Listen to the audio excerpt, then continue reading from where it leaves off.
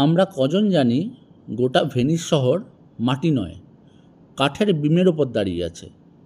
আর এই গোটা এলাকাটাই একটি সমুদ্রের মাঝখানে। শুনতে অবাক লাগছে? এটাই সত্যি।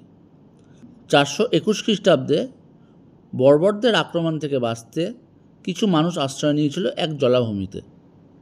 কিন্তু তারা জানতো না এই জায়গাতেই গড়ে উঠবে এক নতুন ইতিহাস, এই জলজ বিশ্ব ভেনিস। শতাব্দীর পর শতাব্দী ধরে প্রকৃতির সঙ্গে লড়াই করার পর তৈরি হয়েছে এই রহস্যময় শহরটি। ভেনিস হলো প্রত্যেক প্রেমিক প্রেমিকার একটা ড্রিম ডেস্টিনেশন। কিন্তু কিভাবে তৈরি হলো এই ভেনিস শহর? আজকের ভেনিস সেই জায়গায় অবস্থিত যেখানে বেশ কিছু বছর আগে কোনো জনবসতিই ছিল না। এলাকাটি মূলত ছিল জলাভূমি এবং ছোট ছোট দ্বীপের সংযোগস্থল।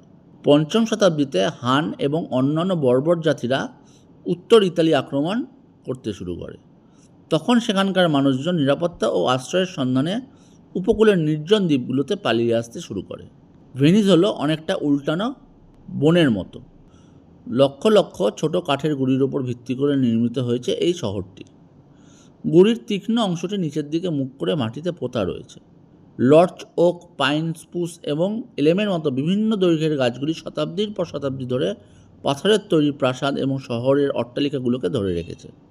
ভেনিসের জলাভূমিতে মাটি নরম এবং কাদাযুক্ত। এর ফলে সরাসরি তার উপর ভারী পাথর ইমারত তৈরি করা সম্ভব কখনোই ছিল না। তাই তারা এক বিশেষ পদ্ধতি অবলম্বন করে। কী সেই পদ্ধতি? তারা প্রথমে হাজার হাজার কাঠের খুঁটি কাদামাটির স্তর ভেদ করে শক্ত মাটির স্তর অবধি পুঁতে দেয়। এই কাঠগুলো খুব ঘন করে বসানো হয়েছে এবং তাদের মধ্যে ফাঁক থাকা জায়গাগুলি পাথরের টুকরো ও বালি দিয়ে ভরাট করা হয়। তবে আশ্চর্যজনকভাবে জলের নিচে থাকার কারণে কাঠগুলি পচে যাওয়ার বদলে পাথরের মতো শক্ত হয়ে যায়, কারণ সামুদ্রিক নোনা জল ও কাঠগুলোর মধ্যে ঢুকে কাঠগুলোকে আরও শক্ত করে তোলে। ফলে শত শত বছর ধরে ভেনিসের এই কাঠের ভিত এখনও টিকে রয়েছে।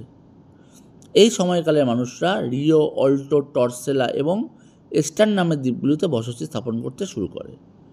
তারা সেখানে অস্থায়ী ঘরবাড়ি তৈরি করতে শুরু করে। জীবিকা নির্বাহের জন্য মাছ ধরা ও নুন উৎপাদনের উপর নির্ভরশীল ছিল তারা। রোমান সাম্রাজ্যের পতনের পর এই অঞ্চলটি বাইজান্টাইন সাম্রাজ্যের অধীনে আসে।